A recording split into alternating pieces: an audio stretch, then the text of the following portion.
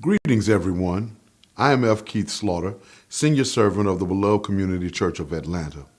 Our ministry began 5 years ago with a few dedicated souls who were dedicated to serving our people and worshiping our God.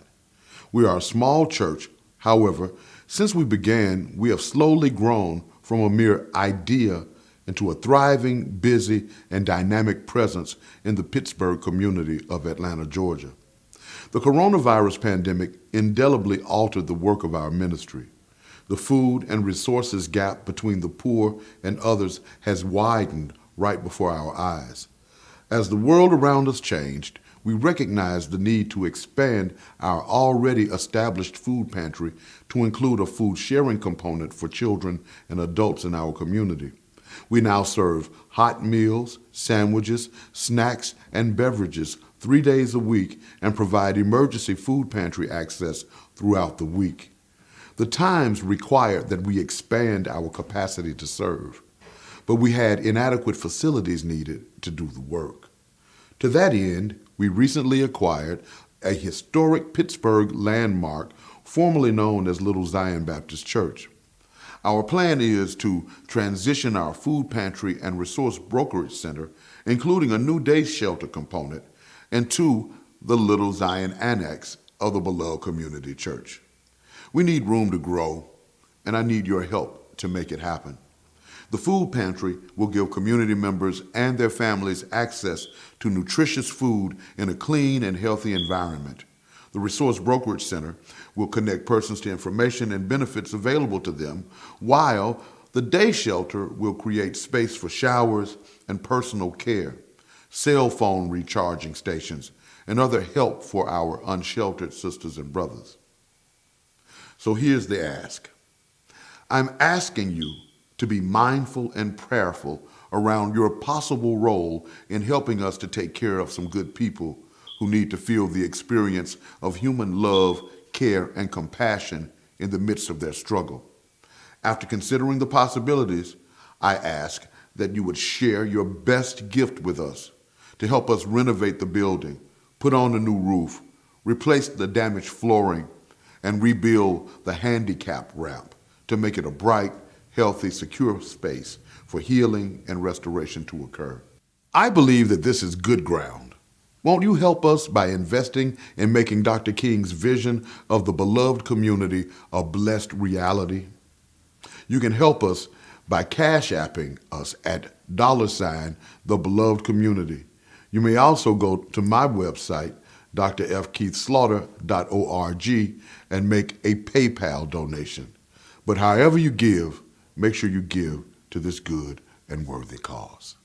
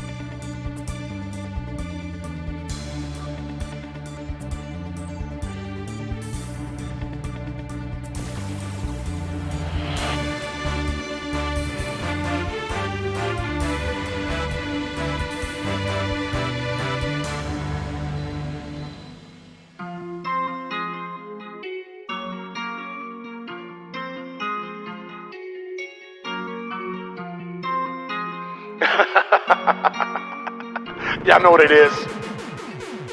I can't sit at the seat of the scornful. Run away, run away, run away. Those wolves in sheep clothing. Come on. Run away. Take back what you stole from me. Compensate. They keep lying, man, and I can't relate. Run away, run away, run away.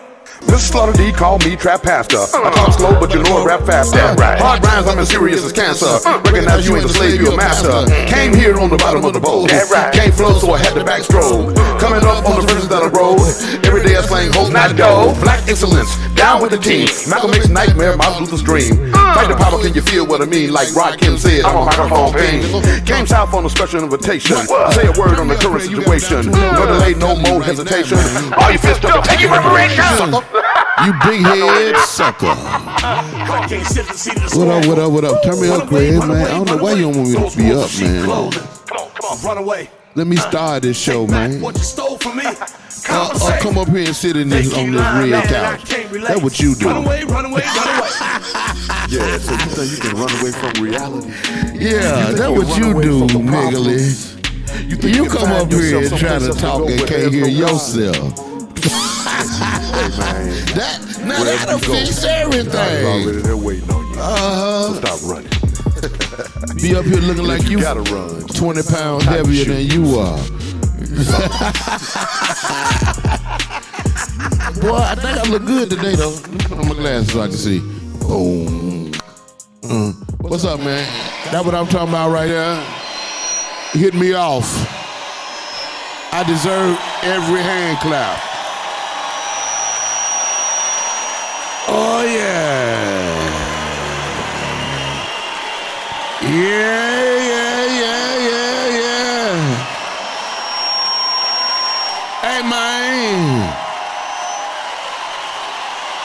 Hey, man. What up, though? It's some, yes. Thank you. I deserve all of that. Welcome once again to the dopest show you never heard of. It's The Situation with your brother, Dr.FKeith Slaughter.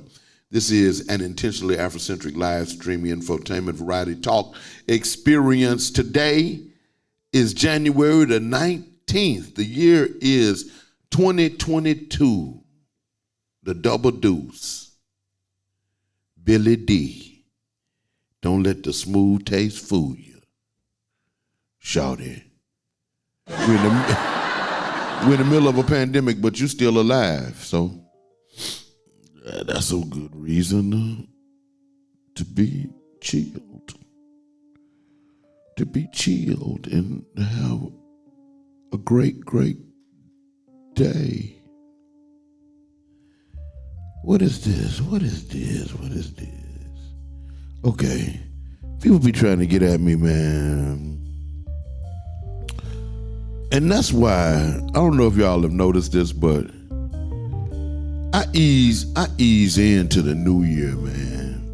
You know what I'm saying? I might still be lagging in 2021 because I ease into the new year. Ain't no sense in being in no rush and being in no hurry. It's the 19th. And so I'm, feeling like I'm in 2022, but I'm not all excited about it. But we here, and we doing what we do, which is bringing to you truth, a different perspective, a perspective that counterbalances and challenges the dominating narrative that we hear each and every day broadcast to us. And so I thank you, those of you who are already up and who done got down, Kevin Johnson and this their brother Albert, Will Ware, Albert Harper, Will Ware. Man, y'all so down, they don't even make no sense, and I appreciate you. Much love to Sandtown Pub. Yep. Much love to Sandtown Pub and to Sun Goddess Sense and to Gooch's Goodies. All of y'all owe me money, and it's cool. Because I'm moving into 2022 real slow, you know what I'm saying? And it's all going to get worked out. For real, though. I don't know if I need to begin to start every show off by talking about who died the day before, because it seems that every day someone else is dead, who we knew or we thought we knew, or who touched us, impacted us in some way. And I really wanted to tell you about, is that Barbara that came through the door? You said it before. I wanted to talk to you about the death of fashion icon and the former creative director of Vogue magazine, Andre Leon Talley. The New York Post says that he was a creative genius. He was the rare black editor at the top of a field that is mostly white and notoriously elite. Somehow, Leon Andre Talley was able to burst through all of the barriers that presented themselves to keep him from shining like he wished to, like God made him to. And so his career started off, he was a receptionist at Interview magazine under Andy Warhol. Then he became the Paris bureau chief of Women's Wear Daily under John Fairchild. He became the creative director and editor at large of Vogue under Anna Wintour. He helped dress Michelle Obama when she was the first lady. He was an advisor and friend to designer Oscar de la Renta, and he became a mentor to the supermodel Naomi Campbell. And so when you talk about Leon Talley, Andre Leon Talley, you're talking about a black man who lived to be 73 years old, who impacted fashion. He brought his creative genius to bear in the world, and people had to pay attention to black style, black grace, black intellect, the black aesthetic, because Andre Leon Talley would not be silenced. And so I say to you, I want you to hold on and be strong and refuse to be silenced. What people attempt to do is to make you think that what you have to share is not as important as what others have shared or have to share. And I say to you, as I say to my students whenever I get a chance, what you think is just as important as what anybody else has ever thought. You just got to write it down. And that's the difference. And that's the situation. You want to know what the deal is. Ooh. Hey man, I'm looking at my thing. Okay, I know that wasn't right. Okay, so yeah, it's about 52 degrees outside. It's supposed to get up to 61 today, and which is cool.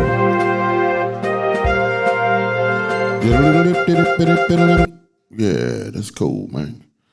So the weather is nice in the A, just like it's supposed to be. Who is that coming through my front door, man? I don't know.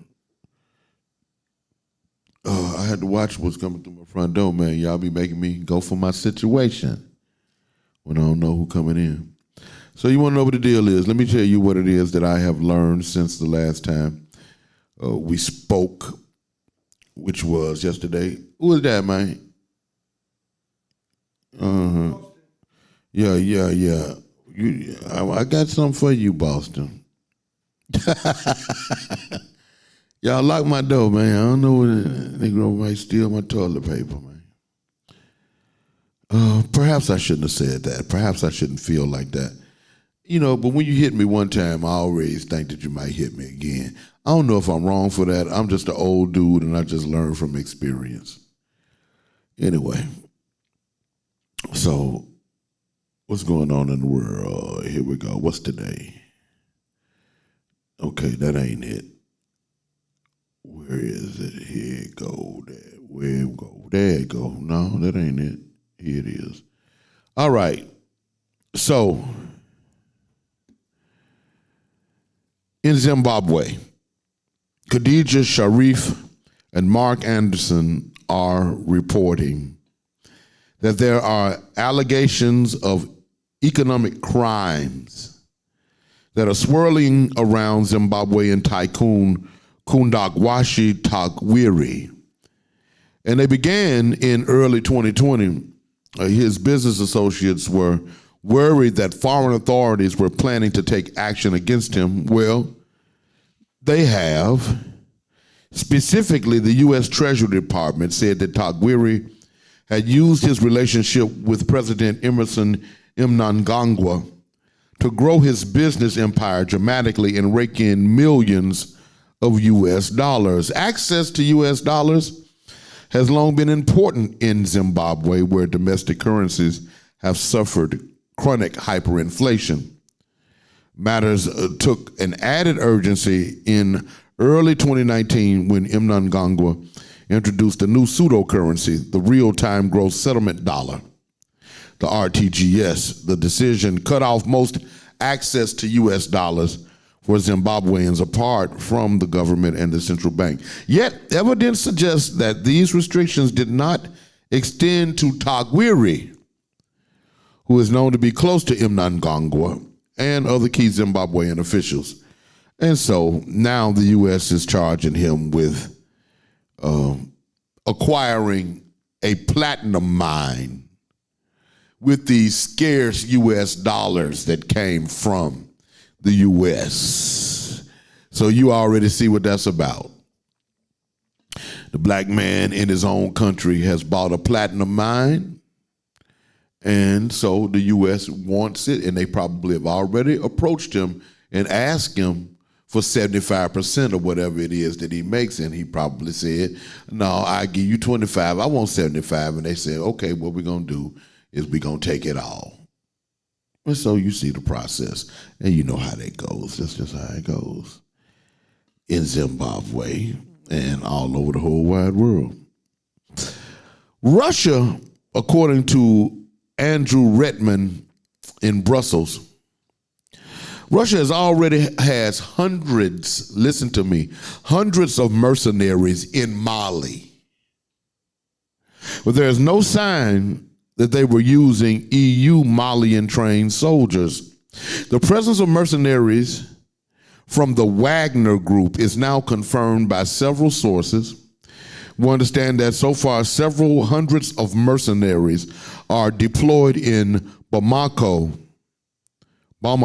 and in the center of the country, talking about Mali. So why would the Wagner Group, which is a Kremlin-linked mercenary force named after the military call-in sign for its founder, Dmitry Utkin, why would they have a presence in Mali? Why are the Russians in Mali, and why do they have a large mercenary military force there? Well, stop it. They're asking, why does the EU have a military force there? Which is real interesting. Both countries, both entities, the European Union as well as Russia, claim to be in Mali to help Malian people. Oh my goodness. What did you say? Oh my goodness. At any rate, in the meantime, EU countries are preparing to blacklist Malian individuals who side with the Russians. And sisters and brothers, I mean, come on. Whenever you got the EU and the Russians in an African nation who are fighting for access to African resources. I've been saying this, I think I've said it maybe once or twice over the last 6 months, but I think that we can look forward to world war in Africa and very soon. Right. I was looking at a piece, and I wish I could, and you know what? And I posted the piece on my Facebook page, and nobody read it. I posted it again, and only one person looked at it, and it's the most important piece of documented information that I've seen in quite a while. And it's a video. You can go to my Facebook page, FKeith Slaughter, on Facebook, and search for it. It's the picture of a white man. You know, I ain't got no pictures of no white men on my page, so you'll notice that white man. And what this dude is doing is Dr. Young, I think his name is, and he's sitting before this council of whites. I don't know whether in Belgium, somewhere, I don't know, but they having like this little truth-telling session. And what this white dude says is, Bill Gates and the others who are part of this this conglomerate, this consortium, if you will, of world leaders, have decided that 300 million people need to be eliminated from the planet. Right? And what did you say? Yeah, What did you say? 300 million people need to be eliminated from the planet, according to these people who speculate out of a mindset that says that all resources are limited and that they would like to have control of all of them. And so in order for them to have control of all of them, you have to eliminate human beings, because human beings are consuming some of the resources that they like to control. And also,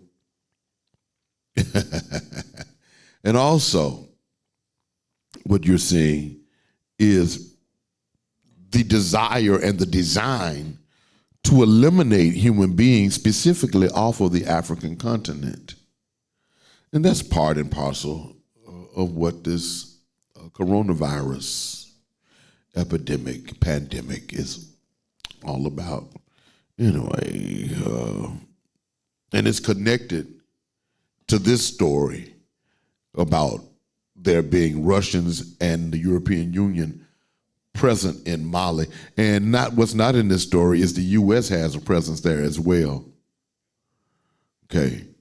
And so, sisters and brothers, just look forward. Just look forward. The other story that I shared with you about the platinum, about the dude building the platinum mine, that also has to do with, these stories are all intertwined and interconnected. Because where does the platinum come from? The platinum comes from the African continent. Close that door all the way for me, please, and lock it. Close that door for me. I don't know why y'all think my door's supposed to be open. Oh, Lord. At any rate, y'all just pay attention. For probably before the year is out, we're going to hear some very disturbing news coming from the African continent. And I think that's the site of where the next major war takes place. Even though, hell, there's probably 100 hot wars going on presently on the African continent. But everything just hasn't been pulled together in the way that it shall be. And that's what I think is going to happen. Again, that's my thoughts. Robin Mitchell is reporting that Tesla, check this out, it's another related story. Tesla announced that they have signed an agreement with a graphite mine in Mozambique for use in Tesla batteries. So why does the electronics industry involve so many countries worldwide to produce a single part? What does the agreement between Tesla and Mozambique do? And why are companies beginning to look away from China as a source for their graphite. Well, the first electronic components were straightforward to produce. Resistors could be made from graphite and carbon that's easily obtainable from coal and plant matter. Valves were simply light bulbs with metal mesh gates, and capacitors simply consisted of rolls of foil and paper sandwiched together. Well, now those components that are used are much more complex, shall we say. Tellurium and rubidium deposits are extremely challenging to find, and they are necessary to build these new batteries that are needed for the future of the automotive industry, which has been invested in ECs, or electric cars. And so Tesla trying to get the jump, and they're going to Mozambique to get the graphite. Again, all of these stories that I'm sharing with you today are connected because all of the resources that these European, these American, these Chinese, these Russian countries want, all of the resources that they covet are on the African continent. And we just share with you the particulars of it all. What's happening? Yeah, it's ugly and it's crazy. And that's what the deal is, though. You know what I'm talking about? Let me see if I can get a little closer to home. I'm looking, and I'm trying to see. Let's see here. Closer to home. And I saw it earlier, and I don't know what happened to it. I might have to leave you there because I had that. What? Yeah, I know, and it's crazy. I got world news, but I can't find my other news, and I had it just a little while ago. But I don't know. I be doing stuff, man, on the computer. I be touching stuff and making stuff not come out right. So I don't know. I just lost it, and I read it too. What the hell? Yeah. Thank you. I don't know. Yeah. If I knew, I'd do something different. Let me see. Nope, I can't find it. Let me see. Nope, because that's from yesterday. So, I don't know. She sent it to you, and I saw it earlier, Craig. Didn't you? I was reading it earlier. Anyway, I'm gone. That's all I got. I'm going to come back on the other side, and I'm going to kick it with my guests. Because this is unbelievable that this email just disappeared. Folks didn't want me, they didn't want me to drop it today. Took my news from me. It be like that. Anyway, generally we're going to be, as we do every day, we'll be trafficking and truth telling. I got special guests in the studio with me. The name of the show is The Situation. My name is Slaughter. Here, we traffic and truth telling on the dopest show you never heard of. But you can do something about that. You can get at your people and your people's people, and you can tell them to join us by going to trappastor.com. That's TRAPPASTOR.com. Once you arrive at that site, scroll to the bottom, make a choice of platforms, whether it be Facebook, whether it be Instagram, Twitch, or YouTube. YouTube is becoming quite the popular platform for us. And so we invite you to subscribe on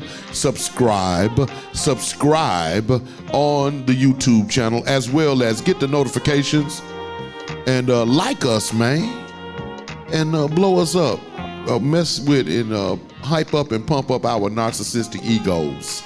Yes. We need that, man. Because I can't sit up here and talk to you every day unless you pump my ego. Otherwise, I just sit somewhere and chill. You know what I'm talking about? I appreciate you for being down, though. For real, for real.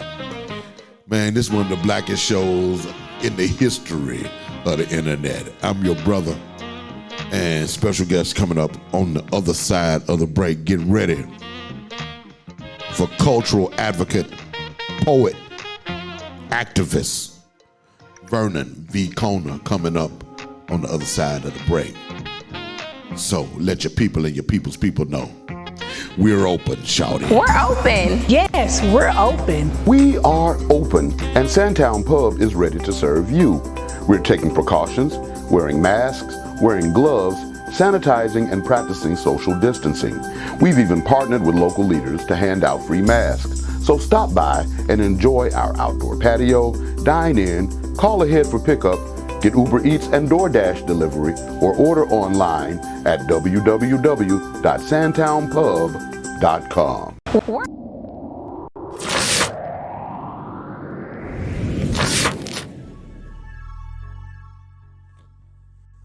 Peace, family. It's your girl, Shelly Set with Sun Goddess Sense, your one-stop natural shop.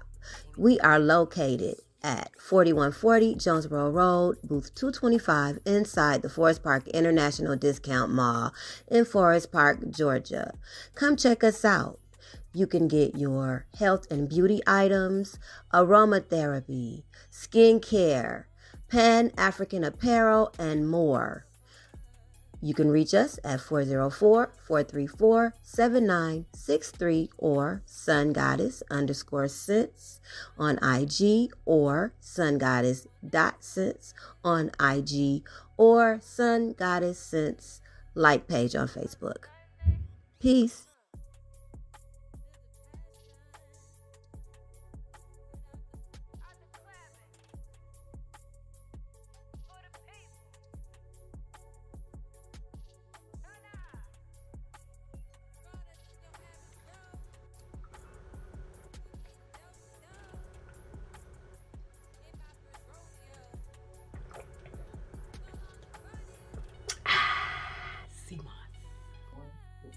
Hi, I'm Broderick Gooch. And I'm Tian Gooch. And we're Gooch's Goodies. Here at Gooch's Goodies, we specialize in delivering smiles and satisfaction to your home with our high-quality foods at affordable prices. Our signature sauces and dishes will guarantee a flavor that your family will love, and that's a Gooch's Goodies guarantee. You can follow us on Facebook, DoorDash, and Grubhub. See you soon.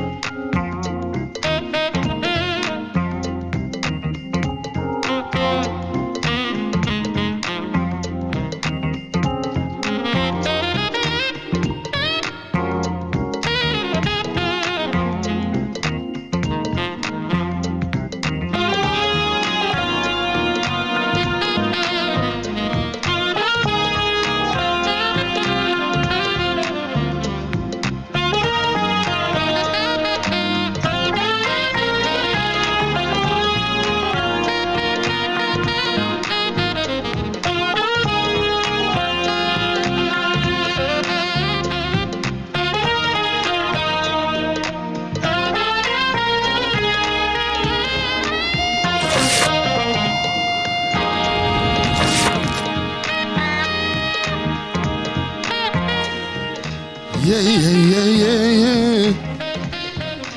Boo-boo-boo-doo. That Ryan Kilgore right there, ain't it? Big. That's Ryan Kilgore, ain't it? Up under me. Let that bump a little bit, man. Let that Ryan Kilgore bump, man. That's some good sound. Who doing that? Who turned that off? I said let it bump and we'll turn it off. Oh, the song ended. Okay, well, here. Well, thank you. Well, cuss me or something. Don't just be hollered from back in the box. Welcome back to the show, sisters and brothers. My name is Slaughter. The name of the show is The Situation. Oh, yes. It's 2022, man. We up in here.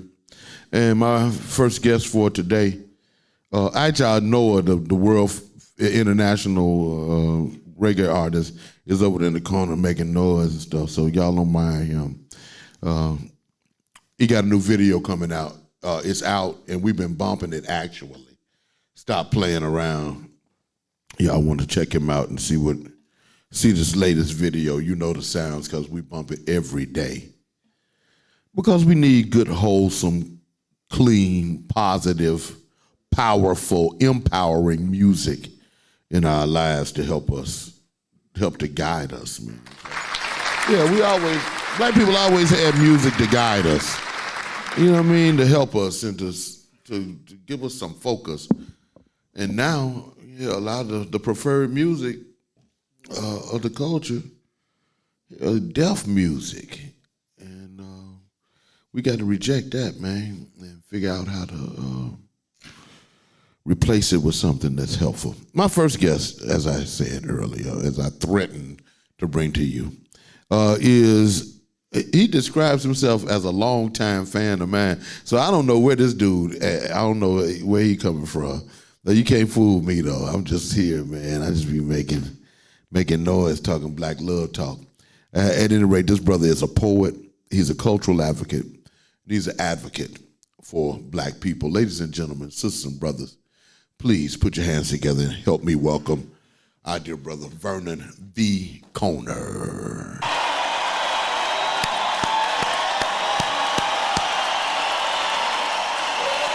Welcome, sir. Hold on, they gotta turn your mic up. Ain't nobody hear you yet.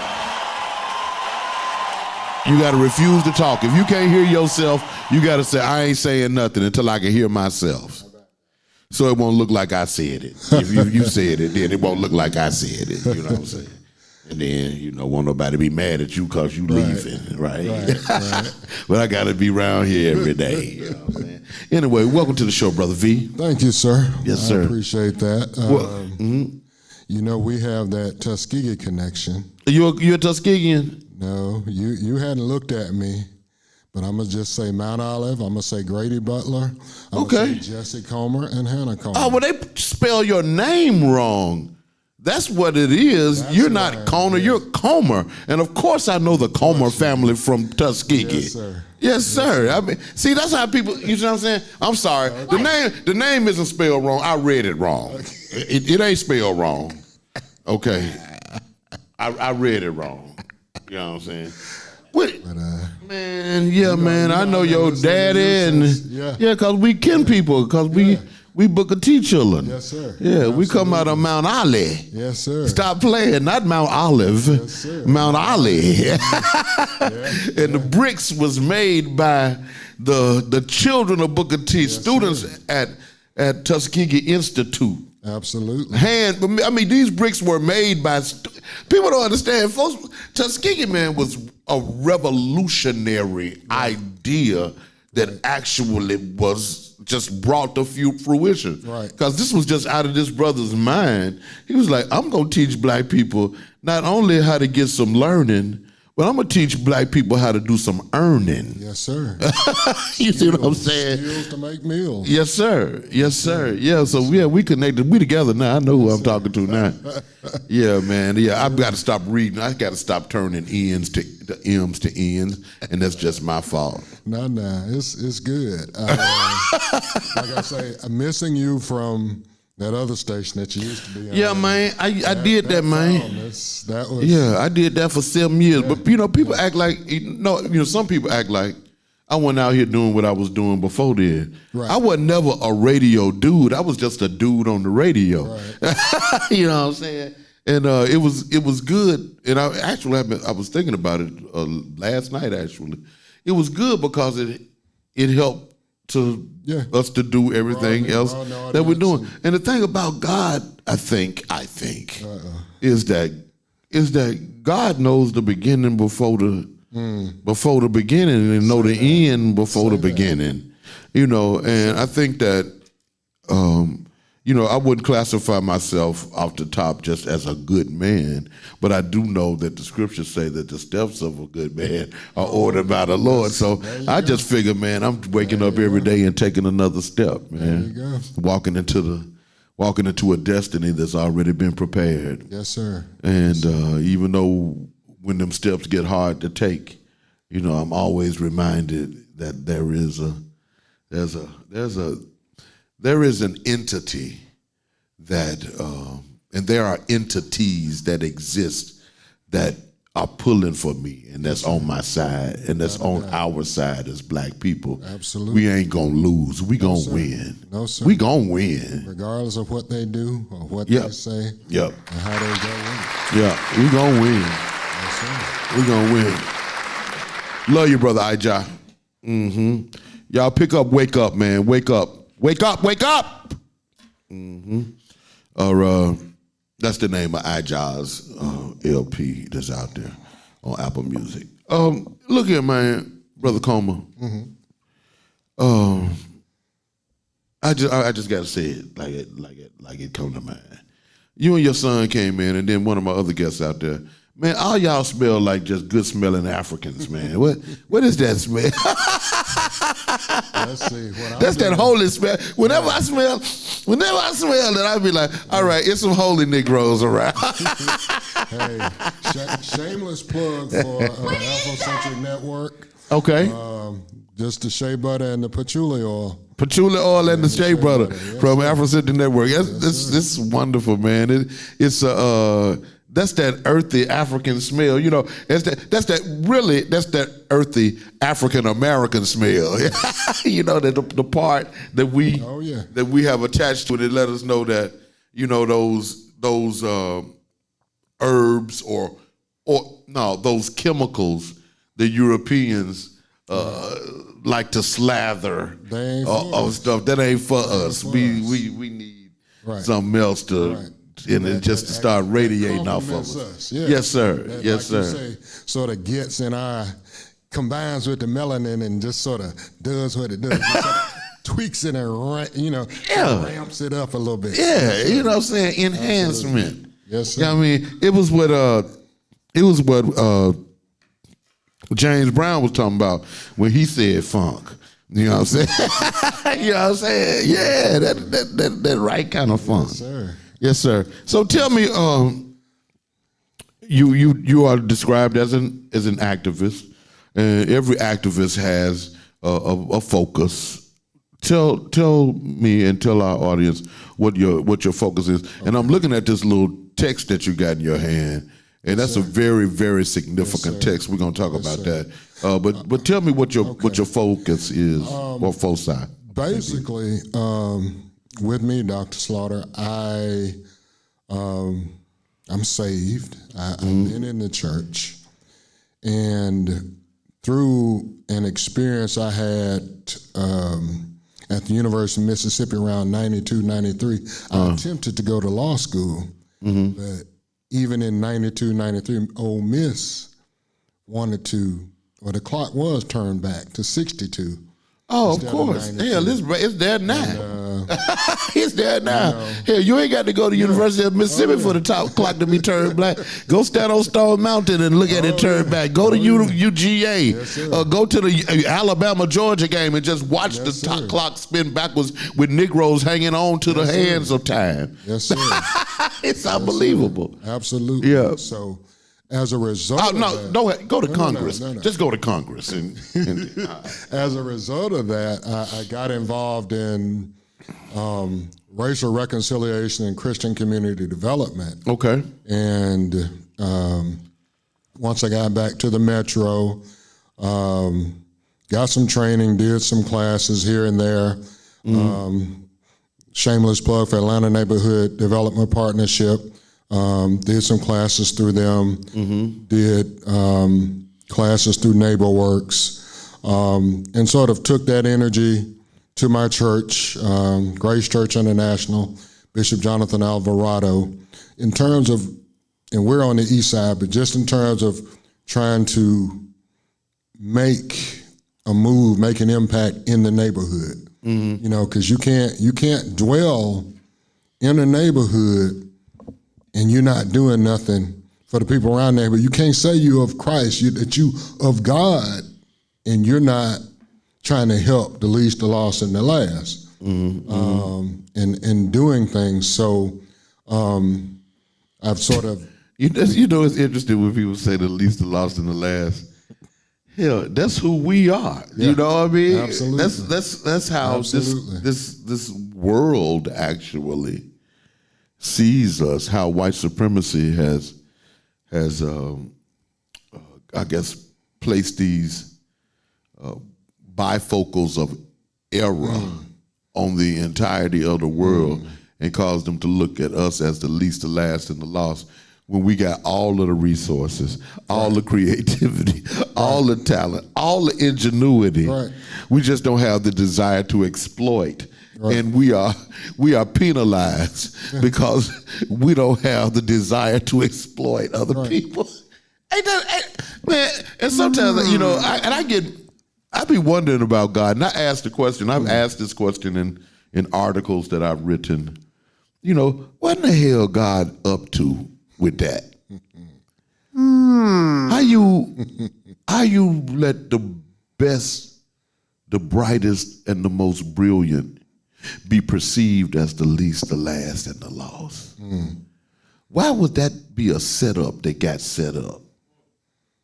And God ain't spoke to me yet back about that, but I'm gonna keep on asking because I don't like the damn answer I'm getting, so I'm gonna keep on bothering God about that. But you know, you talked about racial reconciliation.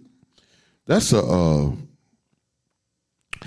interesting, and it's very interesting because, and what's been my frustration, even with being involved with local and regional and national organizations, is that in terms of racial reconciliation, it seems like it's always a one-way street where we're the only ones trying to reconcile and trying to do the things that God says in terms of forgiving and loving your brother and being your brother's keeper.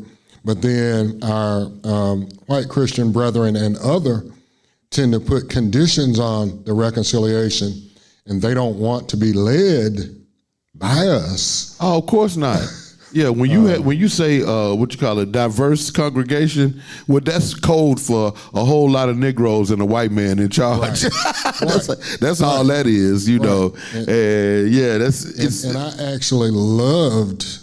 Once upon a time, used to love Pastor Stanley and his preaching and his messages and his word. However, I got to looking, and it's like, okay. You talking about Charles Stanley? Stanley, yeah. And Charles Stanley is grimy. And he's grimy just like the next Negro. Yeah. But the thing about it was, Charles Stanley was on TV at just the right time on Sunday morning back in the 90s. Right, he was on at just the right time when you be waking up out of your drunk, right, from Saturday night, and you roll over and you hit the button, and there Charles Stanley is telling you that God loves you, and like, how you gonna reject that? Even though he was the pastor of First Baptist, and that automatically means black hatred. But Southern Baptist Convention, old school. Yeah, he got me though. He sucked me in too for a minute. I was like, okay, that's my pastor. Why? Because I don't go to church. You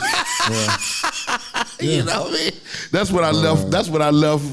I left Tuskegee. And moved to Atlanta. You know, like everybody from Tuskegee do. You moved to the big city. And moved up here to Atlanta, boy, and was separated from the good people at Mount Olive. You know what I mean? And but so that's an interesting thing to be. point of transparency. When I first moved to Atlanta, and it made me think about me. I moved to Atlanta around the same time that Jonathan Alvarado and his wife moved from Chicago. Okay. We moved from Chicago as well. Okay. Here. Okay. So I remember his ministry there, and I was, we was doing ministry in Chicago, and so blah blah blah blah blah blah blah. Anyway, we got totally different approaches, and I think you know that, but that's cool. But when I first came to Atlanta, man, I worked at Second Ponce de Leon? Second Ponce Baptist Church? I worked there for a couple of years, man. In this ministry that was about racial reconciliation. A good white brother by the name. Hey, man, I'm doing a show in here. Stop hollering here, acting all colored. All right, thank you. Trying to do a show in here. Good white brother by the name of Dan Hayes. Dan Hayes had worked for Campus Crusade for Christ. He was one of the first campus, people, and he rose to right up next to Bill Bright, and he taught me, to be honest with you, he taught me the ministry style that I do in this space, which is allowing people's passion, allowing people to identify their passion, and then just trying to help them to do what they want to do. That's my ministry style. Whatever it is you say you want to do, what I do is I'll put my weight and my authority behind it and push it forward so you can do what it is that you say that you want to do. That's what our church is built on, and it actually came from a model that I learned from this white dude. We're supposed to be going out to lunch. He's still scared though of the COVID, and hell, he don't know I'm scared of him. I look at it just white folks got the COVID anyway, because they be at the football game and be spitting all on each other, 100,000 deep. Yeah, and y'all black people be out there with them too. Ain't got no mask on. Y'all take y'all mask off because y'all be scared because they got theirs off, and y'all don't want the white folks to think that you anti-cracker. Anyway, that's a whole nother show. But we gonna get into it though. So your focus then has been racial reconciliation and Christian community development, operating within those parameters. At one point, we were before the economic bubble burst, and was that Washington Mutual went under. We were working on a big plan because I, learned how to develop community development plans and all that kind of thing. But stuff happens, and part of what's happened as a result of doing that work, and like you speak of employing your passion. My passion is writing, spoken word. I act, I do voiceover stuff, but writing, spoken word, and that is also, the arts and entertainment are also a tool and a vehicle that you can use in community development. Because like you said, you draw people with their gift, and you allow them to come within your congregation to use that gift, to glorify God, to move the kingdom forward, the kingdom on earth. So it just sort of, it's not necessarily neat and all of that, but it's cool. It's when I finally, after my little drama at Ole Miss, and I got physically assaulted down there, and I was, and back then I used to carry, I was strapped. And I thank God he didn't allow me to get back to my room to get what I had after the incident. But as a result of that, my Yeah, because that would have been premeditated had you gotten it and gone back. Yeah. So, and they would have ended up locking you up for something that somebody else did to you. Yeah. Yeah, so I'm glad I wouldn't have my beautiful son and my beautiful daughter. Yeah. And I sort of trying to get him. I'm involved with a young man, Julian Smith. He does activism locally. Very much involved with helping get Morris Brown back up and running. Well, it's headed back. Morris Brown is headed back up and running. I'm looking forward to going over there, seeing what's going on. Look, you say you do spoken word. Did you bring a piece with you? I got a piece. Why don't you share a piece with us, man, before you get out of here? Actually, this piece I'm going to give you a little background on. Actually, this piece came about because of you when you were on that other station. And one of the days that you were out, your friend, Dr. Bennett, was on. And he posed the question, talk about your blackness. What do y'all think about your blackness? And I'm literally sitting there in the car. Sound like a Bennett question. I'm sitting there in the car, and I'm in traffic trying to get to work, and I'm scribbling. I'm scribbling. Blackness. Oh man, and stuff just start coming to me. So, and I'm calling on the phone, and I'm like trying to get in. And it's like, darn, the show ended, and I didn't get in. But yeah, this piece, it's a piece called My Blackness Is. It is the origination of man's history on the planet. It is the brilliance of the dynasties in the Fertile Crescent that built pyramids and invented math. It is the love of Yeshua, Jesus the Christ, the Afro-Asiatic son who fought the whole power of the state and gave his very life. It is the resistance to tyranny bequeathed to me by the ancestors of my blood, like Araminta and Frederick Douglass and Kurt Flood. It is fighting the power, not succumbing to the lure of token prestige. It is empowering and doing for self, like Garvey and Dr. Albert Klieg, determined and focused to embrace our economic liberty. Despite our sojourn from Middle Passage to now, striving to maintain our dignity. First and foremost, made in the image of the Most High. Maintaining our humility as on bended knee we draw nigh.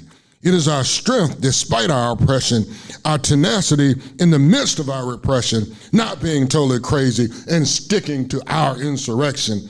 It is the shed blood of our present and past heroes like Sandra Bland and Emmett Till, even those names who we don't know, heroes still, dying in a simple cause to proclaim our humanity, dying for us to live, to fight another day, recognizing the snares that exist along the way, going back to fetch what was taken, speaking the truth to power and not being shaken, not quitting, not submitting, always faithful to the simple idea that all men are created equal and that we all, as an African people, are free. Ashe.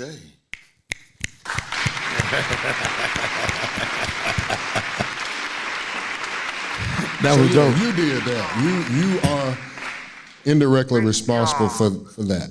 You know, and you know what? I thank you for saying that, and I receive that, because the reality is that I am because we are, and because we are, therefore Absolutely. I am. We are all interconnected, and there's a way in which if we open our mouths and let our light shine, there's a way in which something that we say or a beam from that sunlight will touch somebody and inspire them. Absolutely. So it's a beautiful thing. Absolutely. And I'm sure that you have inspired somebody today with your words, my brother. I just thank you for the privilege. Oh, it's my honor. Speak to our people too.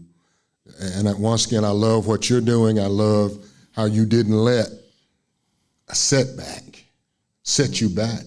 It was a momentary, temporary, but you're still doing you. You know, and I'm gonna say this as we conclude.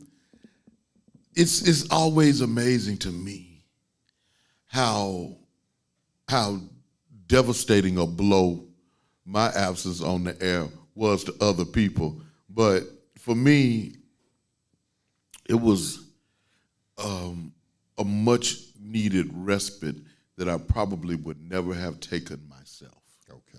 And so I just give all praise to God for orchestrating my life, holding me together. Because as the old folks said, I could have been dead, sleeping in my grave. But I'm still here. Lord, help me today. Thank you. Put your hands together for our dear brother V. Coleman. Tuskegee's finest. Stop playing around. When we come back, man, I got Memphis finest in the house. And what I've discovered, man, and we're going to have to talk about this when my next guest gets up. Because the president of the NAACP from Memphis, man, and he don't know you, and we got to fix that. Oh, man, we'll be black when we get back with more of this thing called The Situation. Real thankful for my dear brother V. Coleman, reminding me of some things that I have forgotten, but also helping us to understand that our love for our blackness is that which gives us strength and holds us together. It makes us special. It makes us unique. It makes us who we are. I love my blackness. I ain't gonna lie. I'll holler at y'all on the other side of the break. Stop playing. It's The Situation. We're open. Yes, we're open. We are open, and Sandtown Pub is ready to serve you. We're taking precautions, wearing masks, wearing gloves, sanitizing, and practicing social distancing. We've even partnered with local leaders to hand out free masks. So stop by and enjoy our outdoor patio, dine in, call ahead for pickup, get Uber Eats and DoorDash delivery, or order online at www.sandtownpub.com.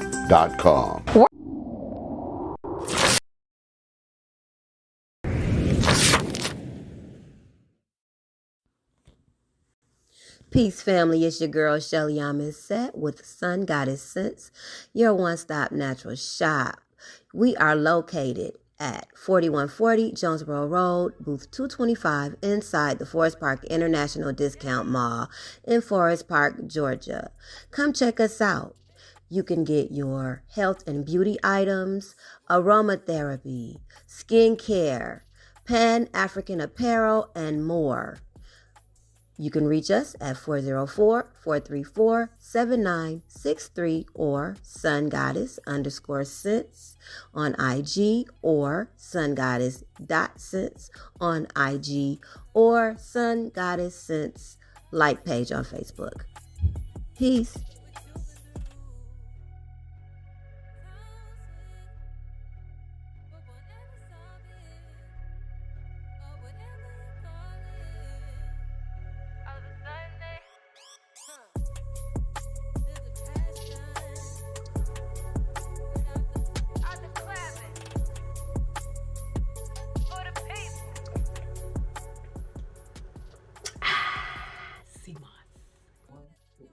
Hi, I'm Broderick Gooch. And I'm Tian Gooch. And we're Gooch's Goodies. Here at Gooch's Goodies, we specialize in delivering smiles and satisfaction to your home with our high-quality foods at affordable prices. Our signature sauces and dishes will guarantee a flavor that your family will love, and that's a Gooch's Goodies guarantee. You can follow us on Facebook, DoorDash, and Grubhub. See you soon.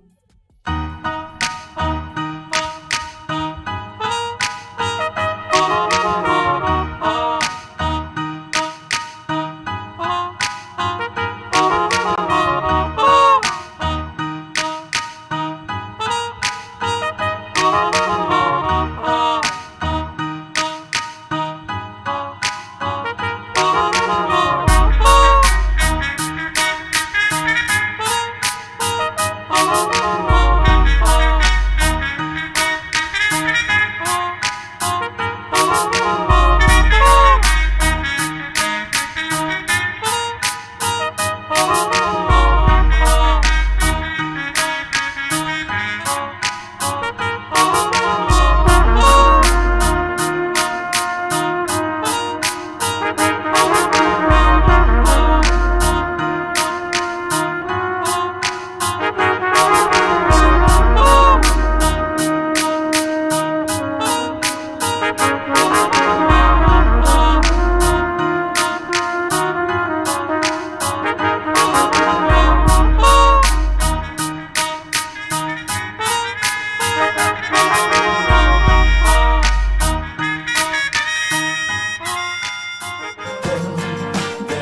rather do.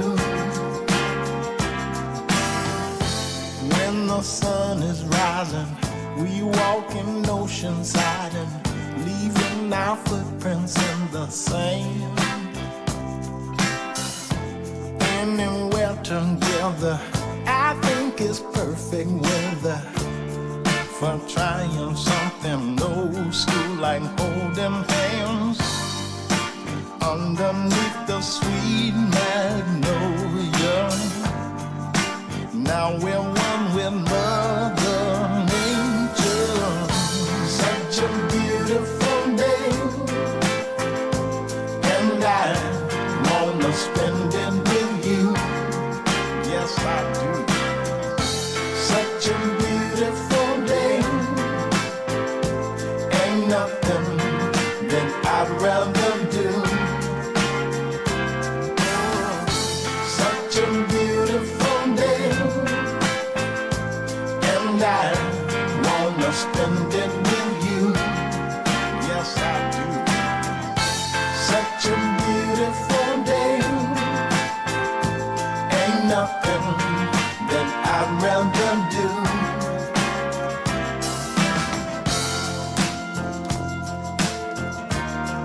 Wanna spend some time with you, my baby,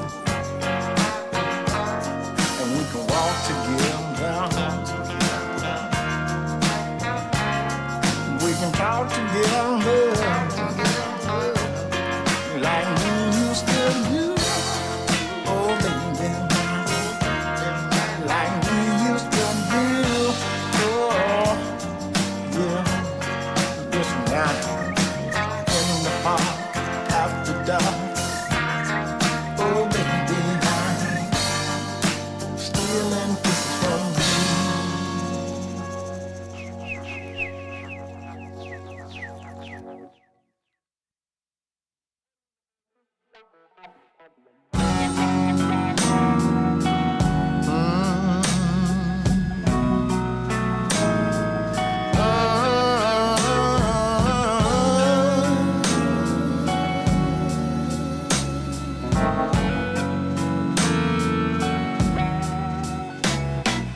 Look in the sky, the full moon's a sign. Something is coming my way. Well, I've been so blue, I hope that it's you, and I hope that you're coming to stay. But like that moon up above, glow from your love is gone at the end of the night. Well, don't get me wrong, I want to hold on the way that you do me ain't right. Like a moon shining on me, making me feel alright. Like a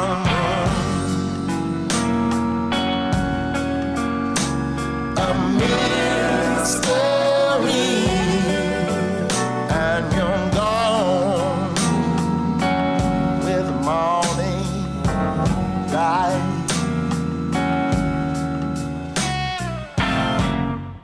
Here comes the sun, the moon starts to run, just like you're running from me. Well, I won't be the one chasing you down, girl. You should be running to me like I'm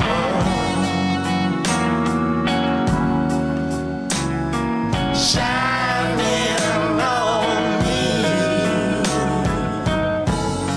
You're making me feel alright, like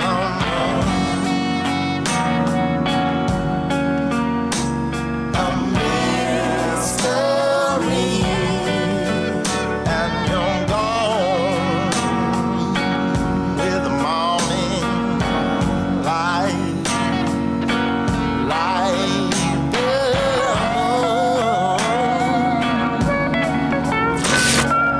Oh, make me wanna holler.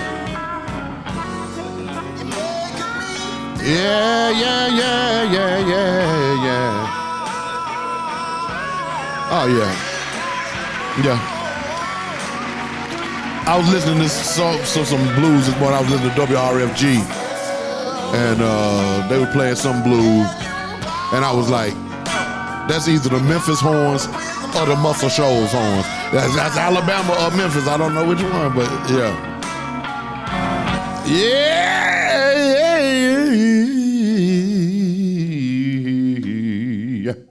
Hey man, welcome back to the show. I'm Slaughter. It's a situation in the black supremacy chair.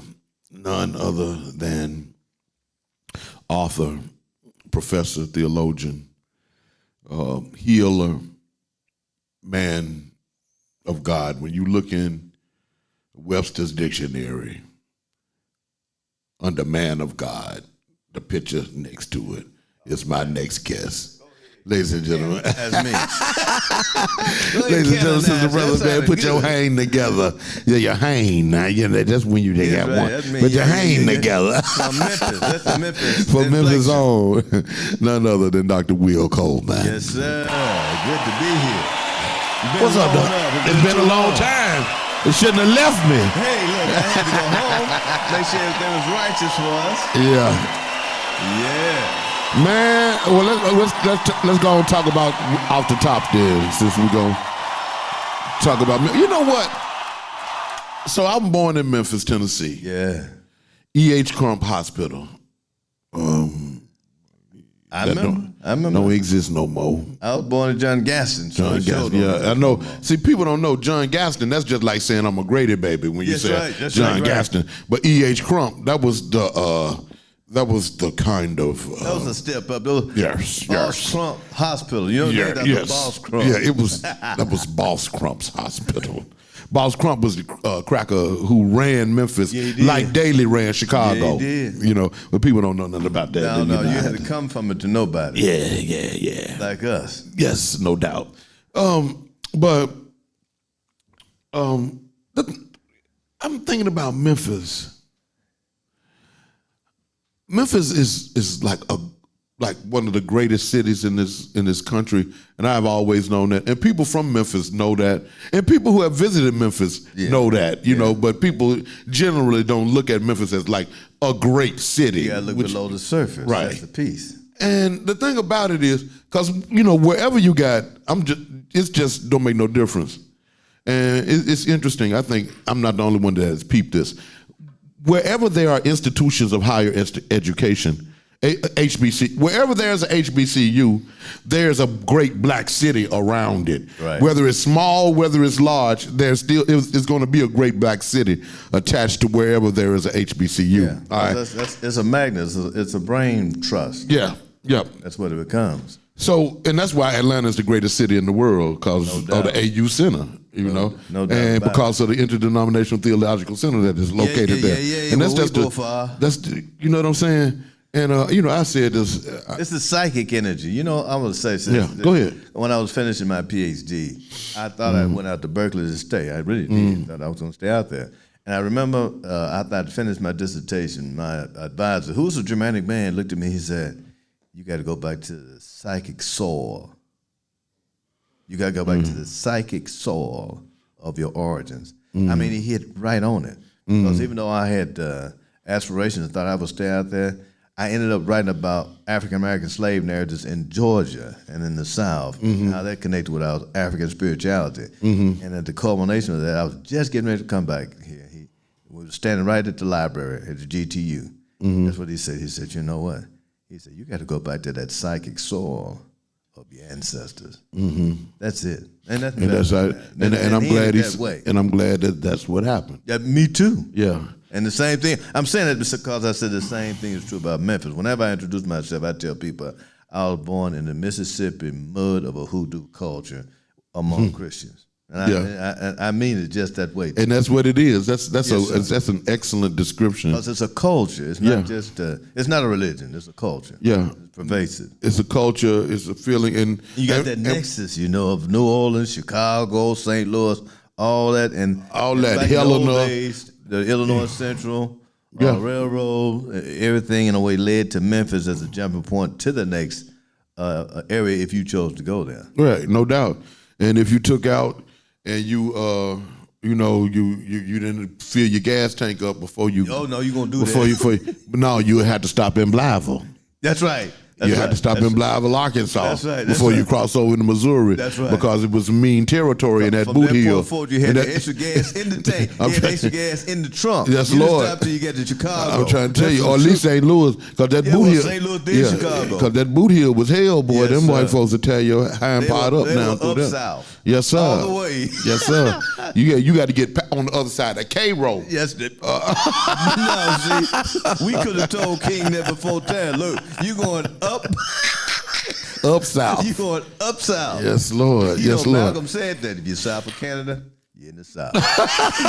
Exactly. Don't talk about the south. Right. If you're south of Canada, you're in the south. Don't you forget. So that's right. So Memphis, though, and this becomes particularly salient for us at this time of year when we think about the execution, the murder, the assassination of Reverend Dr. Martin Luther King Jr. In Memphis. Of the Honorable Reverend Dr. Martin Luther King Jr. We got to stop letting people get away with without saying the Honorable Reverend Dr. Martin Luther King Jr. Sometimes we get too familiar. Yeah, we could even we could also make him a bishop if we wanted to and call him the right Reverend. The right, for what he did. I done told y'all, and people always, as a theologian, I say this as a theologian, and people always become upset with me for my theological ideas, but that's cool. No, that's a good thing. I know, because when I die, it's going to be great. Everybody going to love it. Yeah, there'll be the libations. Right. But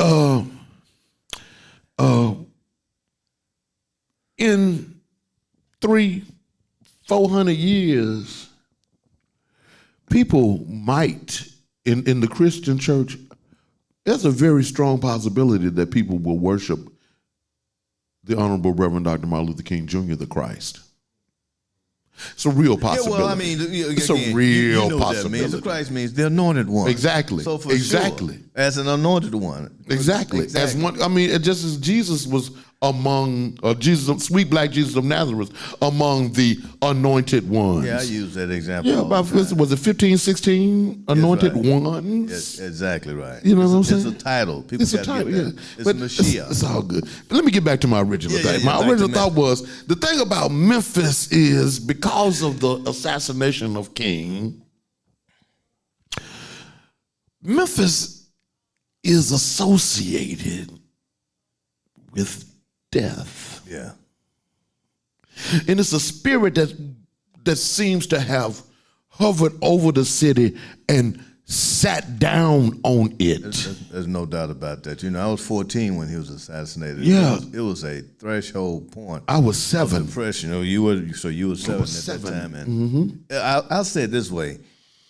There was no surprise. There was angst and shock and horror, but there was no surprise about it because of the nature of white supremacy and crackerism in Memphis. It was a sadness beyond compare. It was an insanity. I remember my mother, when they first got the news that he had been shot, my mother said, Jesus, don't let him die. And I mean, and the second announcement came out, and it blew up right in my neighborhood and all those places. It was just a pathos Yeah. that you never, ever, ever forget. Yeah, no doubt. And then you know we were under quote unquote martial.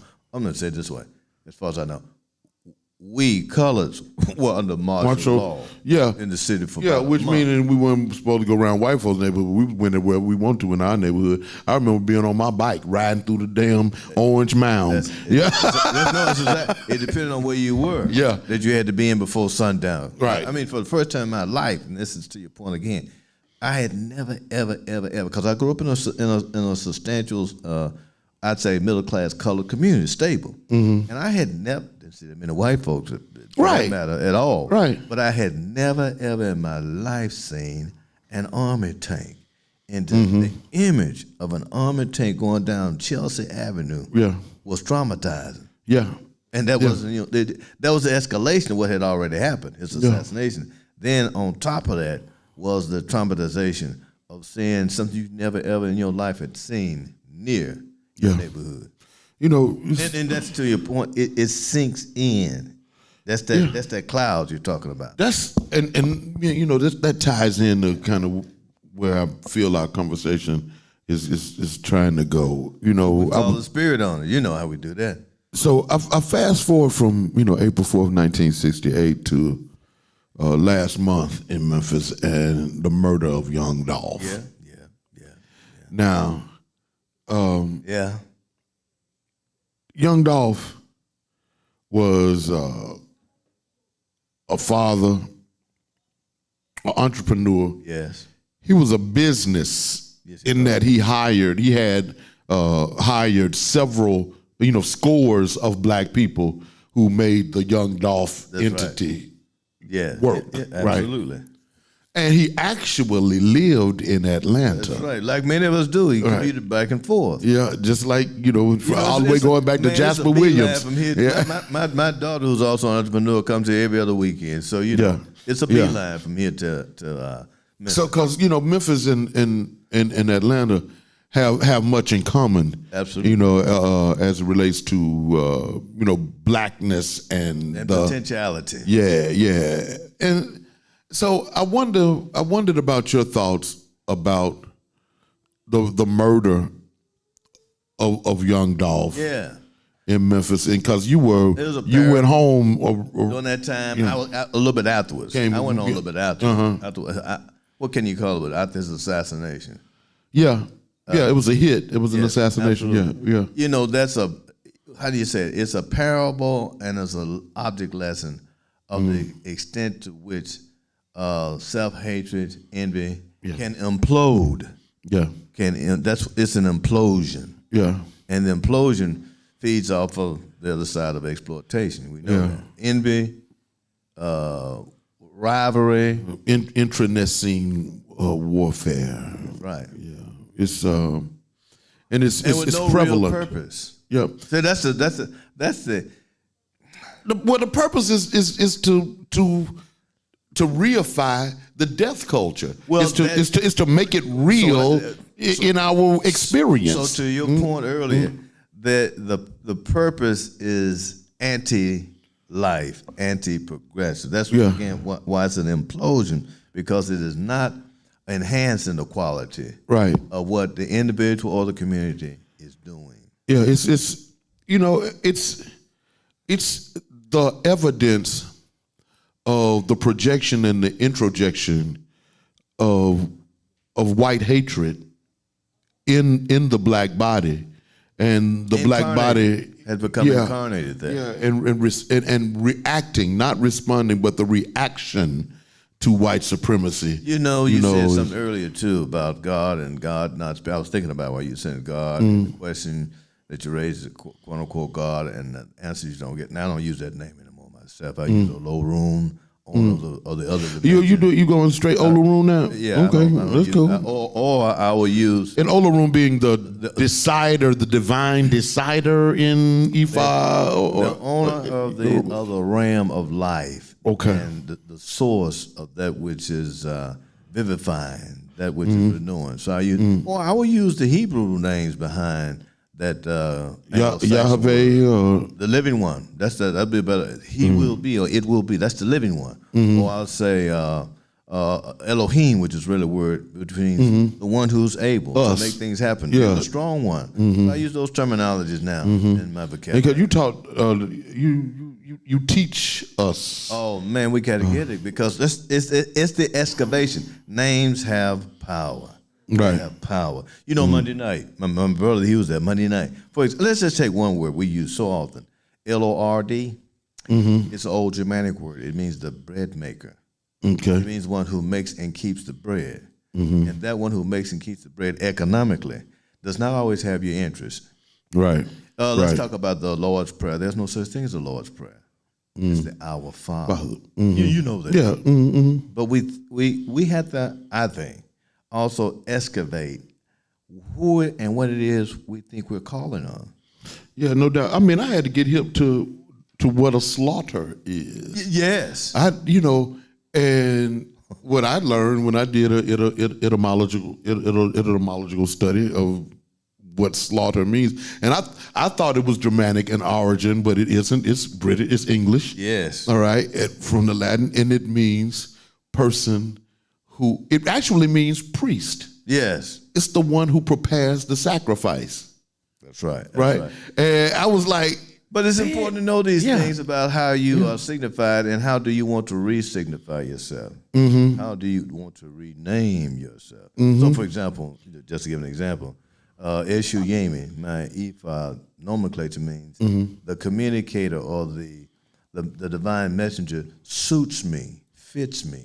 And so with that appellation, I have a mission to communicate. No doubt. And I recognize that. No doubt. So how we signify. Yeah, and when I walk as I walk as a slaughter, I prepare. As a priest now. I prepare the sacrifice. You're a Kohen, man, and by analogy. Yeah, my job is preparing the sacrifice, and that's what whether you do. whether it be the sacrifice of words, whether it be the sacrifice of my own self. Or whatever it might be, it's my job to prepare it and to serve it. That's right. That's why I love coming to the slaughterhouse. Yes, sir. That's where we at, because that's what we doing. Of being served. Yeah, we chopping it up and serving it up. Yes, sir. You made another point I was listening to earlier about, the contemporary culture where our spoken word artists, not all, but many, have adopted, again, this game and rhetoric of death and dying. That's the use of ofo ashe, words of power, in a very negative way. If you talk about it, and especially in our culture, we know this. In our culture, speaking is stuff. It's not just words. Speaking is a reality. Right. So what you speak about, gravitas. it has to appear.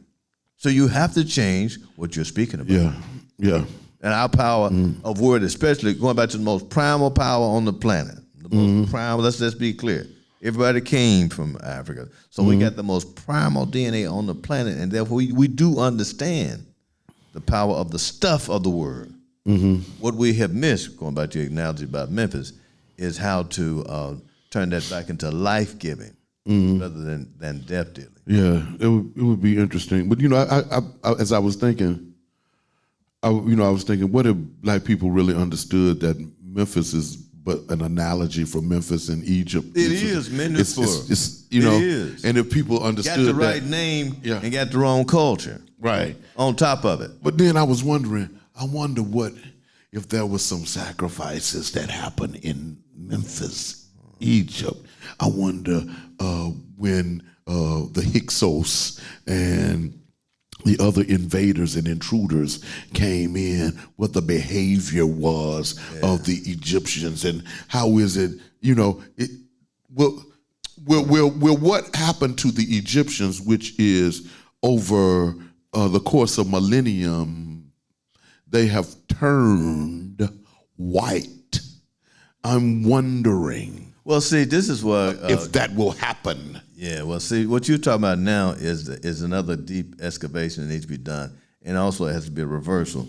Most often, we don't know or think about Egypt except the way it's been presented to us by the wrong folk. We need to learn as much as we can about Mitzrayim or Kemet from our own point of view and from the other point of view, to your point about the wonderment, so we know more about what they really practice, what they really believe, not what someone else says they practice and what they believe, and excavate from that. Also, how so much that went into both Judaism and Christianity came from there. All of it. Yeah, that's my point. All of it emerges out of African or Cometan philosophy. Yeah, discovered and embraced that Northeast African root. Yes, sir. And then couple that with our West African recovery of who we are. Right. Of who we are, and not just where we've come from, but where we can go. The divine is within us. Yes. You're doing the answer to your question now. I seem like, I always come here to encourage you, man. You are doing the answer to your question. It's not, I'm just saying this rhetorically. Geo, that other person, what is there to be done? You're doing it. Yeah. Appreciate what you're doing in the sphere of influence that you have. Yeah, I agree. That's it. We do our little, do this show, and we get a couple of hundred viewers, and on Sunday we get 200-300 people who click in, and I don't know. I think it was you that told me. I don't know if it was you. Somebody said it might have been Lomax. They said, "Dude, you're getting it done." No, man, it's all you got. It's just like it was if it was 300 people sitting in this room right now. Your former guest just said it. The poem was inspired by you. And this is another thing. I have people all the time say, Dr. Coleman, you be on the radio, your lessons be on the lecture, that you don't even know they're on the radio. I said, no. He said, yeah, I do. So I was listening to you one time, driving from Atlanta to Memphis. I heard one of your lectures at ITC for a whole 2 hours. So there's a median in which we're working that we can't always see the crowd the same way. But blasted. YouTube, you just got through saying that. Hundreds of people. We got folk, man, and I have a Monday night class I've been doing. My brother, he knows it, for the past 10 years. Started out with about 15 people. Every Monday night, pro bono, just on Bible, meditation, Afrocentric, all, et cetera. I average about 75 to 100 people every night. Now, and it's an academy. Right. It's an academy. Right. They spread it out to others. And I'm saying it to say, we don't always need to know how many. What we need to do is keep doing what we're doing with integrity. Actually, when you look at the record that we find in the Torah, that's right. Among a tribe, a lost tribe God looked unfavorably upon the census or the counting of numbers. Just do what you're doing. Be what you're doing. Don't worry about how many people. Be who you be. Do who you be. Right. But until you be who you be, you can't do what you do. You know what the greatest joy in my right now currently is 68. Just had 68. Happy birthday, 68. Yes, sir, back in December. Yes, sir. But the most powerful compliment that I received right now is the fact that on my Monday night class and in other classes, my grandchildren are there. Yeah. That I'm saying that's really important to me. Yeah. That my grandchildren are there, who are part of a whole nother mindset. But they want, and it's not just patronizing. They want to hear what Granddad is saying. They want to know more about what Granddad is saying. They want to speak up. They want to carry the banner. That kind of thing also speaks volumes to your scope of influences, both in your own family as well as in the tribe and the culture. That's why this work is so important. I think it's important that I don't know if you keep hearing people say we got to rebuild the black family. And I don't know if that's what needs to happen. I don't know if we need to just reconceptualize when did we have the black family. It's always been. There's always been a black family. Excuse me. When my daddy said this, it must have been during the time of Bush and Quayle. He said, to my family values. He said, what does Quayle know about family values?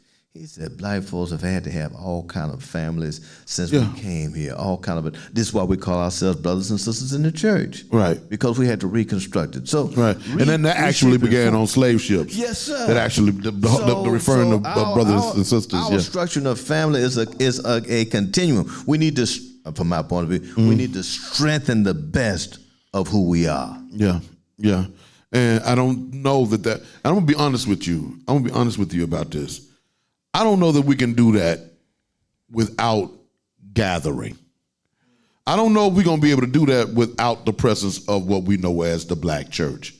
I think it's impossible. I think it's impossible.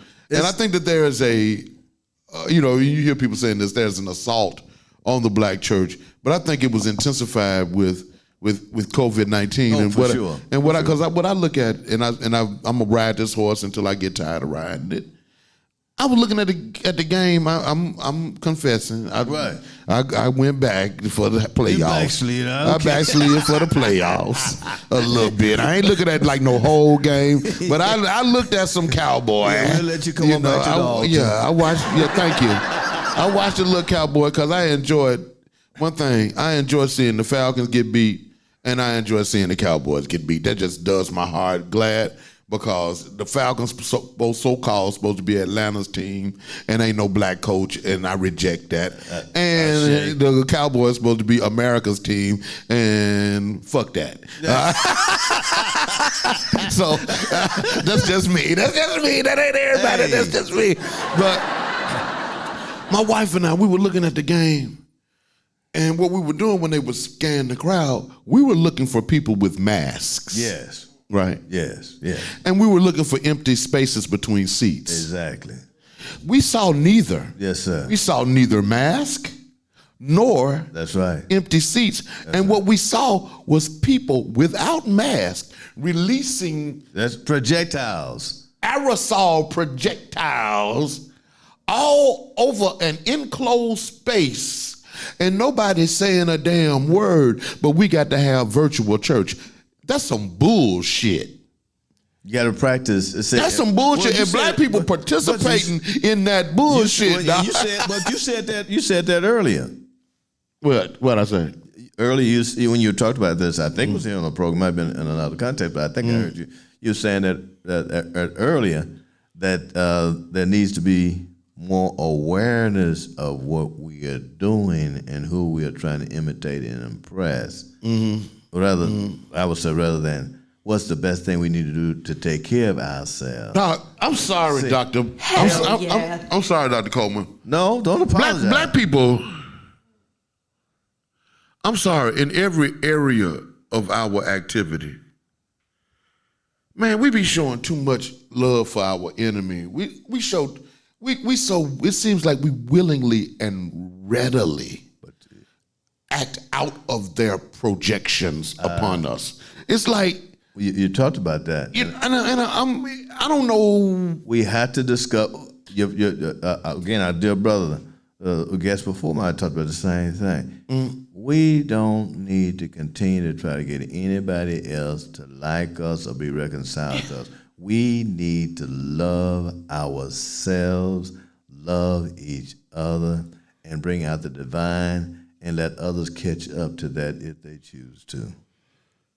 Hell yeah! That's but what I'm talking about. I hear you saying that, and I agree with you. There might be people who might be checking out this show who hear you and agree with you. But when you look at Negroes out here in the general public, those who are esteemed, those who are elevated, are those who are connected to whites and who don't mind showing and acting out of their connection. You know what I mean? And I'm like, what are we?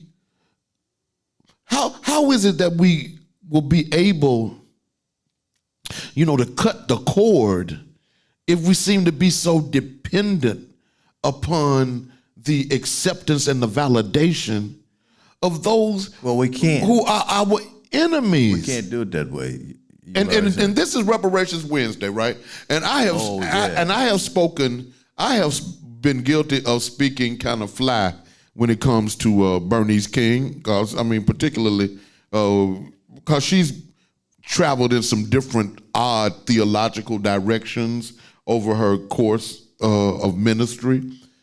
But on Monday, I don't know who wrote that sister's speech, but she dropped it like 5 or 6 tons. When Martin Luther King daughter say reparations is something that we're going to have to deal with, and we need to deal with it now.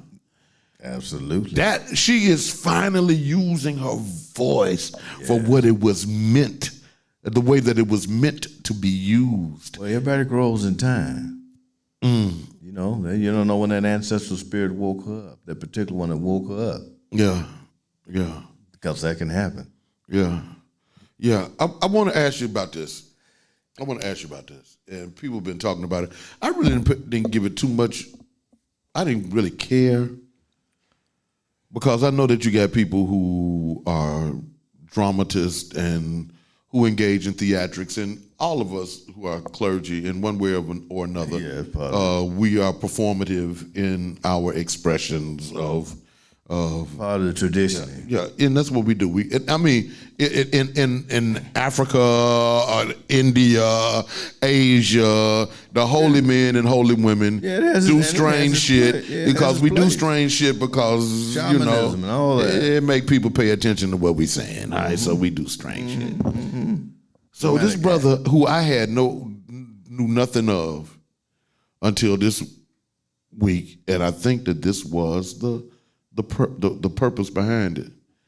The brother spit in his hands like some nasty harky, the spit that when you do your hand like that, it's like a line in between the it. candy needs to go somewhere else. Yeah. And he rubbed it on. The brother was his actual blood brother. Okay. But he did it on TV, doing it while preaching. And there was this whole national outroar to the extent which he made this kind of, I don't know if you would call it an apology, but he made he affirmed that what he did might have been a bit inappropriate. Mm-hmm. I think that's about as far as he went. And but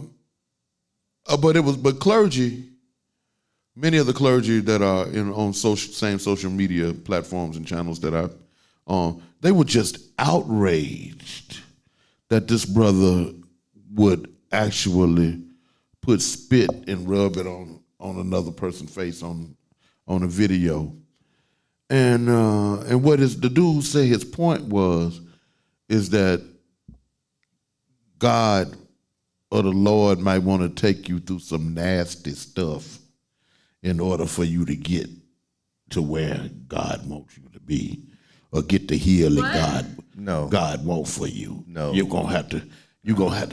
And you know what? When I extrapolated that thing, man, what he was suggesting. If you extrapolate it on out, what he was suggesting is, we might have to deal with white folks putting their foot in our ass and rubbing shit in our faces in order for us to get the healing that God wants us to have. See, because what's messed up, part of what's messed up with that is, what the fuck? is twisting what Yeshua did with the blind man. Yeah. Which was because that actually wasn't what happened. He actually spit on the ground. Yeah, that's what I mean by twisting. Yeah. What happened in that context with something that really comes from the demonic side of the plantation.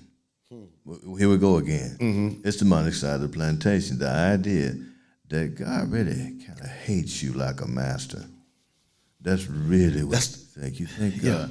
And I have to give Bishop Carlton Pearson credit for this because he said this when people came out against him on Lorraine Craig about his idea of universal salvation, but also about his idea of God. He said, really, most Christians, and I would say most African American Christians in a particular way, really think that God hates them, and he's waiting to kind of ambush them. Well, Dr. Coleman, let's be real. And so when you appropriate that, then you as a leader, what are you going to do? You're going to find yourself emulating, like you just got through saying, you're going to find yourself dramatizing what you think that looks like. Exactly. And that's just bad. But and I saw what the dude was doing. Exercised. He was building his power in his cult. Yes. I understand that. I get that. But the theology of what he's doing is it has a history. That's the point we're making. It has a history attached to it. This is what get me though, big uncle. Sometimes I do feel like God hates us. No. I will say no. I know what you're saying. Let me rephrase that. Sometimes it does feel like to me that God hates our people. Well, and so what do I do? So you're gonna make me go down another street now. Well, go down where you need to go, and because we're gonna hold over to get. Maybe the German one does. Maybe you need to call another name. Maybe you need to appropriate a different understanding of our divine nature, because there is, for me, something very problematic about calling on a German deity. I feel that that's the work that got to be done, and the energy that is attached to that. And we can fix that right at the place where we do what we do. It's a vibratory frequency. Yeah, you got to change that vibratory frequency. We can fix that, and it doesn't mean that it's not going to swing back and forth like a pendulum. Because I recall when I first set foot on the campus of ITC, if you said God, He, you might as well pack your shit up and go someplace else, because they was getting ready to run you off campus. Right. Now, that we're not called to honor that in the same way that we were. And so I say that if we were to make the shift and say we will no longer refer to the deity by the German nomenclature. Those attributes attached to it, because that it is embedded. You just gave the illustration. And I gave another illustration on Monday night. Lord. How do we often use that word? Lord, help me. Lord, have mercy. Lord, please don't whip me with that heavenly bullwhip. That's part of the psychology of it. Right. And we had to find what about, you can feel totally different. You said, the owner of Orun loves me, created me, gave me a divine conscience called my Ori. I selected this divine consciousness, and this consciousness will guide me in my purpose. No, I was not born in sin. Right. Nor was I shaped in iniquity. So therefore, I don't need to beg. I don't need to cry. I don't need to moan. I need to win. Now, see, this is something else you touched on earlier, too. We have to, my way of thinking, appropriate a conscience of that liberation means winning. It doesn't mean accommodating. It means But see, and this is what the problem that I think that we wrestle with. We wrestle with naming our enemies to be as such, because to win, one must be in a competition. Yes. In order to win, you must be competing. You got to recognize what you're dealing with. And but you can't get black folks to get on board with white folks are our enemy. You can't do that. That's the hardest thing. That's the hardest thing in the world to do, because psychologically, we don't spend enough. We've been penetrated, man. We've been penetrated, and you know what penetration is? Psycho and genetic. We've been went up in, and when somebody go up in you, I follow that. It's even if they do it violently, it's hard to separate them feelings out. You know what I'm saying? It is. And so here we are, unable. We can't win because we can't fight. Because we can't choose. We can't identify the enemy and say that's the enemy. You know what I'm saying? But it must be done. So what are you going to do? What are the strategies? I'm down. I made the transformation a long time ago. I'm clear. Exactly. That's what makes me the most dangerous preacher in America. Oh, you're a good preacher, man.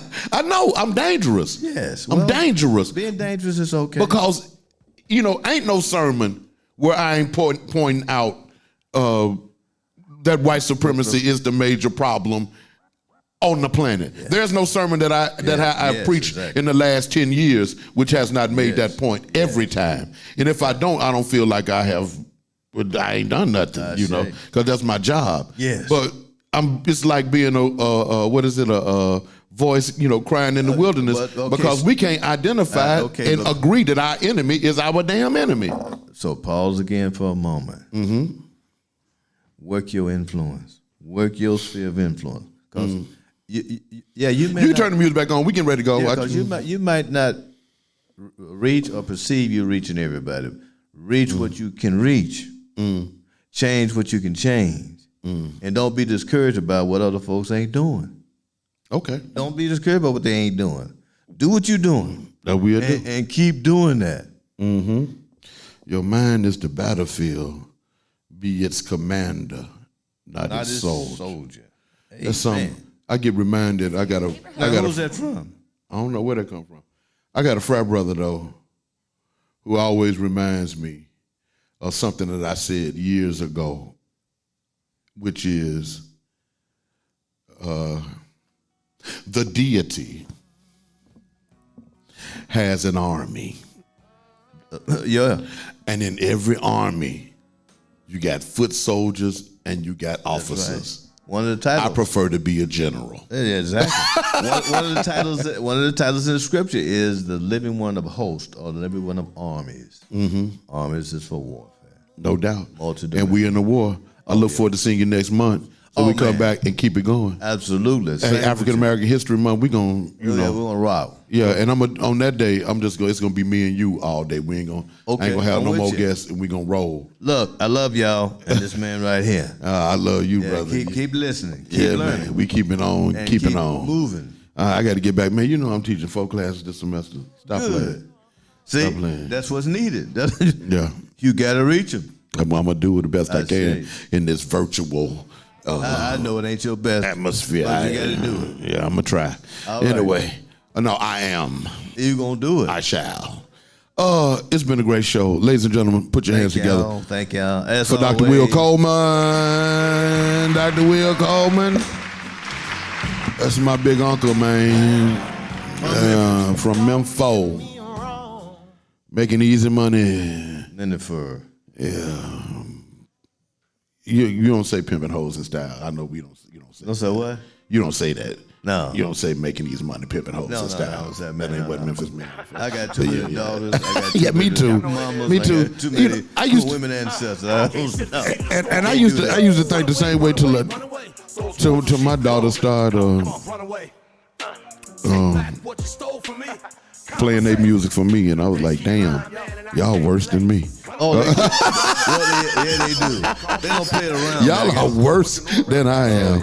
Okay, my book just came, Tacky's Revolt. You familiar with Tacky's Revolt? Oh, send me that. I sent it to you. It's a book by a brother named Vincent Brown. Send me that. Who he writes the history of the African diaspora by digging and going deep into and rejecting the narratives of the English and the other European writers about what happened in slavery. Right. And he's doing the research himself. It's dope. Oh, man, send me that.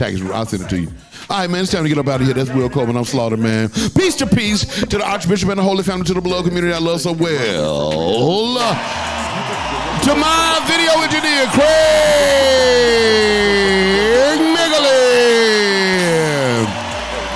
To my crack research team, HC in the place to be. Stop playing. To my producer, C to the O to the Courtney Omega. Stop playing. And to the man in the box, the Grand Imperial Slice Master Supreme, on applause, on hand claps, and sound effects, none other than Big Not Love. And you. Man, that's so insane. That is so insane. You, all I want you to do is love me. And I'm going to love you black. Peace to peace. Peace to the people, power to the people. And roof to the bros. And to the spirit of Andre Leon Talley, Henry Mitchell, the happy preacher, and everybody else who went into the ancestral realm. I'll holler. The mouth of the wise teacheth knowledge, but the lips of the fool talketh foolishness. Almighty, me not like them hypocrites, me not like them parasites. Them scheme by day, them plot by night, striving on the plight of the poor and the sufferers. Oh, Jah know them are backstabbers, Jah know them are bloodsuckers. I can't take them vampires, 'cause I'm a free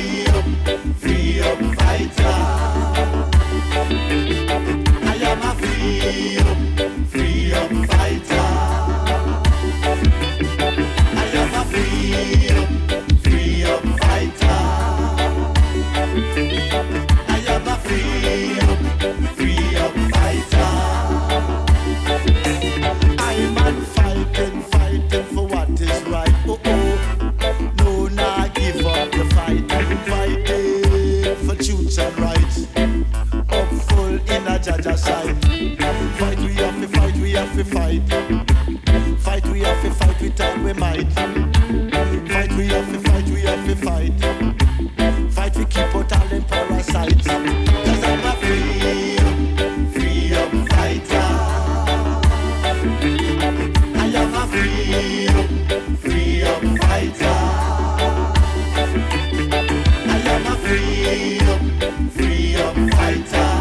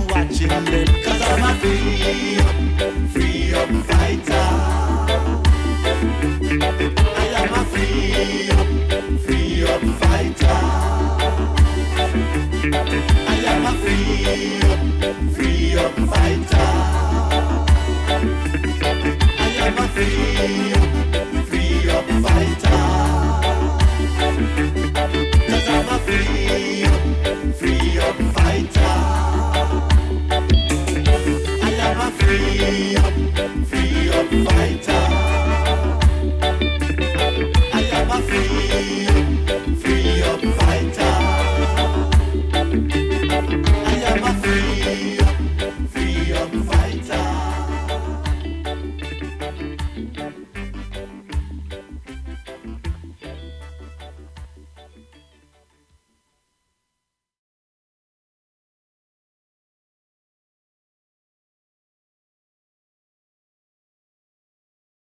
Run the track.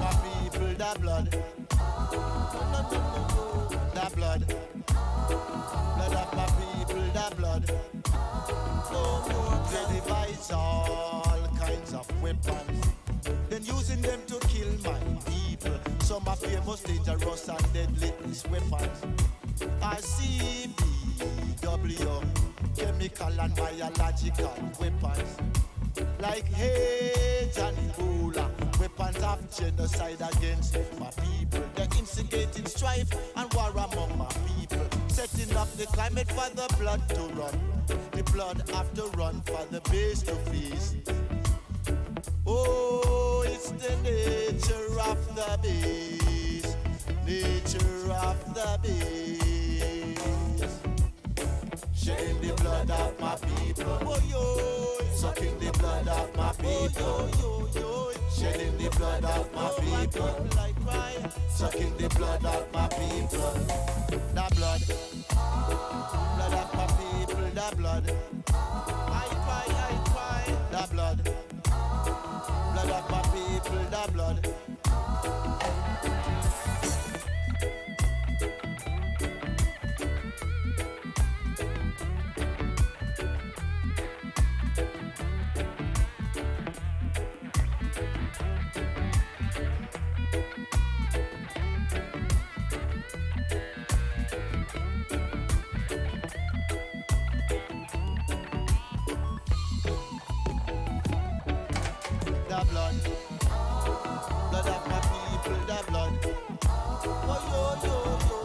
Blood of my people, the blood.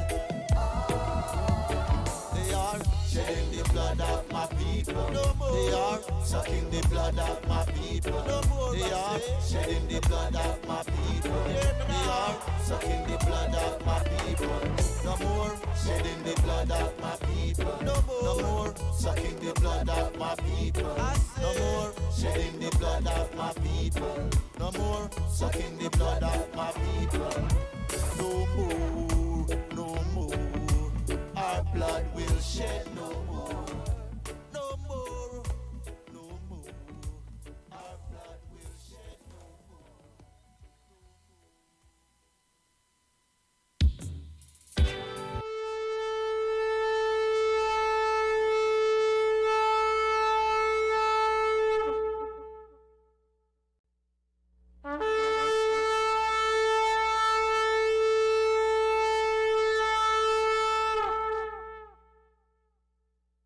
If it makes sense, we have to go and do it, you know.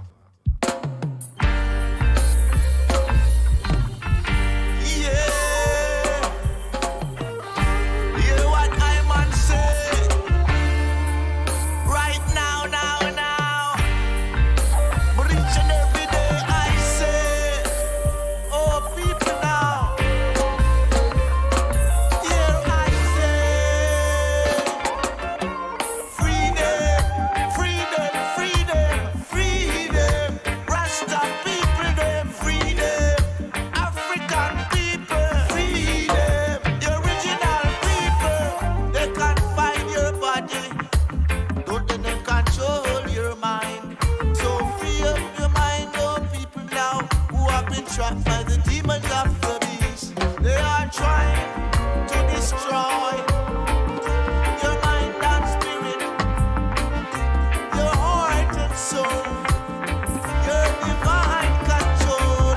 Before they violate your body and destroy your world, they are waging all kind of warfare to distract and confuse your mind.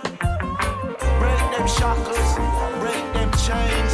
Don't let them control your brain. Break them shackles, break them chains. Even though them change your name. Wake up, free your mind. Wake up,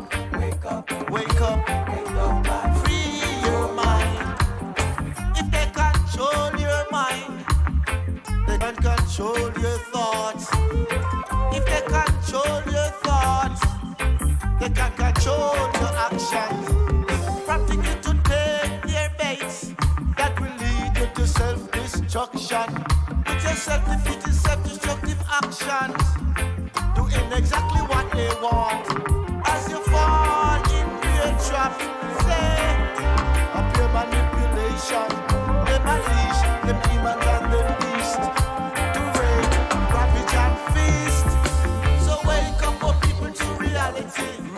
Wake up and free your mind. Wake up, oh people, to reality. Wake up and free your mind. Wake up and free your mind. Wake up